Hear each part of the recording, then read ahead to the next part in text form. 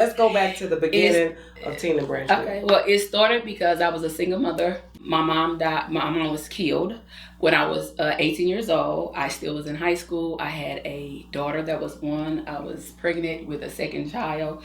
And so I was a single parent. Mm-hmm. And so I needed another income to be able to take care of me and my children. Mm-hmm. And so childcare was just a way, my kids would be there. I would be able to be there with them. So it was really just, to me, it was another income so that I could make sure that I had stability for my children. That was my reason. However, once in it, I found out that it was God's way to get me planted and rooted in what he had planned for me. So once I started doing childcare, I started loving it. I started learning like the paperwork of it. I loved the kids, which kids was people were always drawn to me, but I've always called myself like an introvert. So I was running from people when people was running running to you. You was like, no, get back. Yes, I'm like, God, I don't want that. Yeah. But kids, for some reason, they always was drawn to me, but I didn't really think anything of it. But when I started doing childcare and really started needing it for myself. Now, again, like I said, I was 18, my mother had died. And so it's things that I needed. I was just going to say, I'm trying to put myself back to where you said you're an 18-year-old, mm-hmm. right? You have a 1-year-old, mm-hmm. and you're pregnant, yes. and you just lost a mom. Yeah. Like, that's a lot of layers could probably make somebody very fearful, yes. right? And not understand it. And then you about to launch a business, too. Yeah. But in my mind, I hear survival. Survival. And that's what it was for me. So it was survival mode. But when I got in and God started revealing different things about childcare, and I can remember utilizing childcare. So the program that I'm on that now funds what I do, I also had to use it. And I saw a lot of things from having to use it that were missing, like mm-hmm. compassion. Mm-hmm. It was many days that I walked into the daycare to pick up my kids suicidal. Oh. Days that I didn't want to live, days that I didn't know if that was going to be the last day. Yeah. Some days I didn't know if I was coming back to pick them up because, again, I'm young. I lost my mother, and now God has me in a position where what he purposed me to do, it don't die, it don't go away. I still have to show up as mother. So I'm having to be something to these kids that I don't have, and I'm not really sure if I got the capacity or the ability.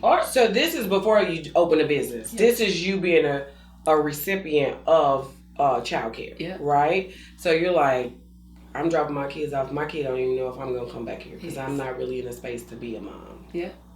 And the people there didn't know it, and so it lacked, like childcare lacked compassion. It lacked what I needed, right? And so for me, when you provide care for the child, you just don't. The best thing that I could do is get the whole family because mm-hmm. they come and they dealing with different things. Mm-hmm. They have different elements that's going on, and the mother and the father could be dealing with different things. Like I came from a single parent household. My father was not present. Mm-hmm. I had his mother, I had his siblings and things like that, but he was absent. Mm-hmm. And so I had identity issues. I had a whole lot of things that was going on. Now, newly dealing with grief.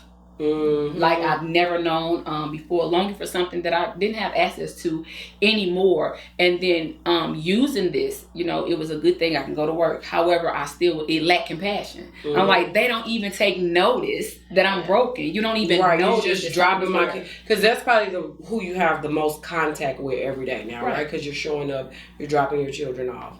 And those are the people that actually get to see you daily. Because even family don't see you daily in those spaces, right? Yeah. I think that's interesting that you say that because I think there's been a movement forward now to do these wraparound services that include the family.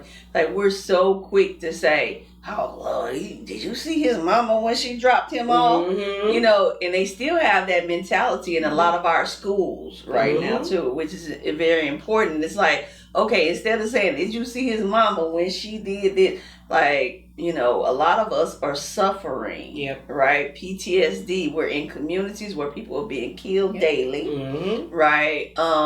And we're dealing with poverty and everything that comes with that, just like you said, survival mode. Yeah. So in order to nurture the kids, we need to learn how to nurture the family.